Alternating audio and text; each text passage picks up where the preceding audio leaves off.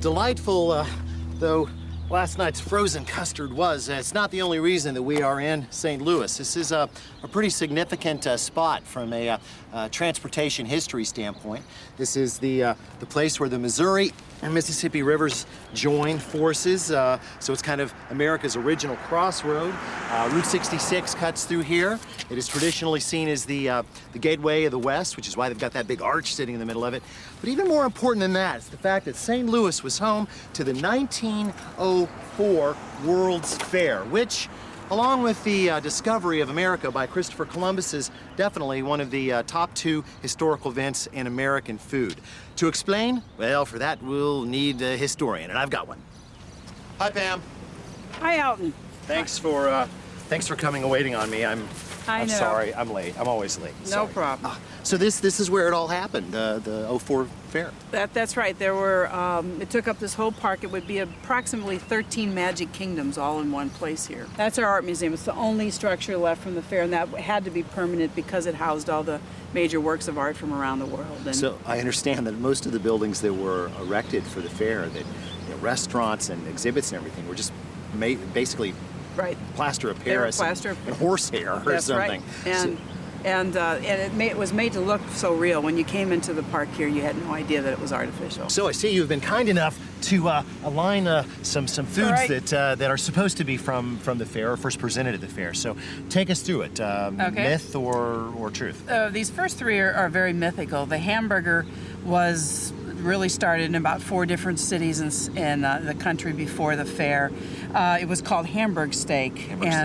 One of the things that is interesting about our fair is the first time you really see the word hamburger. The hot dog, there's really no doubt that it was around. I found 4 vendors who had the right to sell sausage sandwiches, which is what they were called. Hot dog is a much better term, I think. That came later. Again, it's just something that attached to our fair. This is not true. Not true. Big fat lie. Iced tea. Very, very big fat lie. I discovered in 1982 a cookbook from the 1893 World's Fair in Chicago, and iced tea was one of the recipes in there.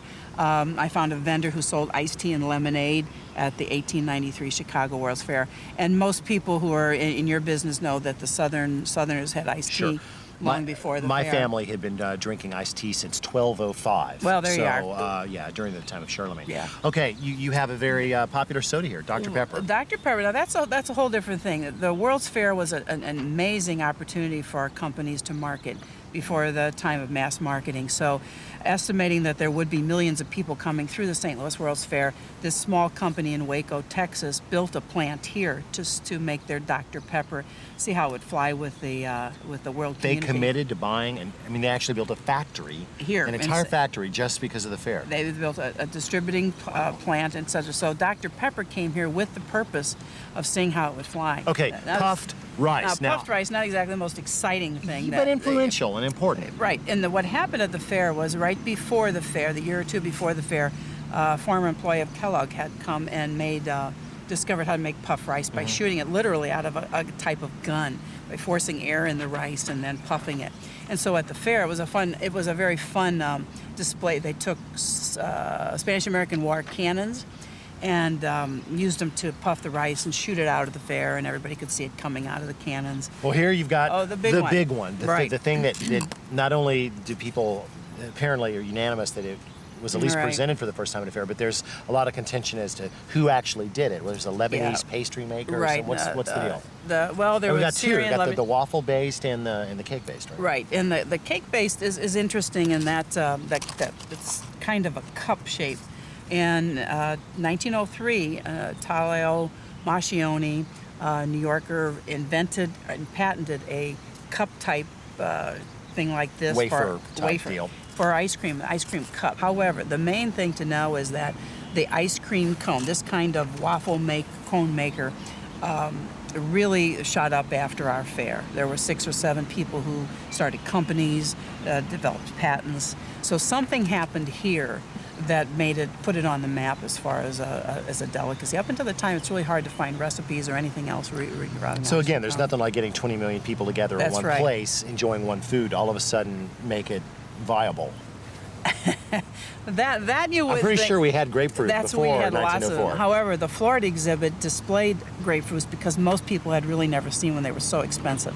Our money, expensive? time about $100 a case, our money. I've never That had a time was- grapefruit that good. So most people didn't see it. So you think, well, that would be very common. But that was kind of exciting to see something like that. Kumquats were the same way from California. right? California. Most people had never seen them. In fact, souvenir hunters stole most of them in California. Finally said, we're closing down the display. No more kumquats. You No people more don't get kumquats. If you haven't seen them, you're not going to see them. All right, well, all I know is we need a little mustard and I You do. don't suppose you brought any ice cream, do you? I think I did. Then I'm going to get it. The Mother Road, a big party, some fast talking, and plenty of pie when feasting on Asphalt rides again.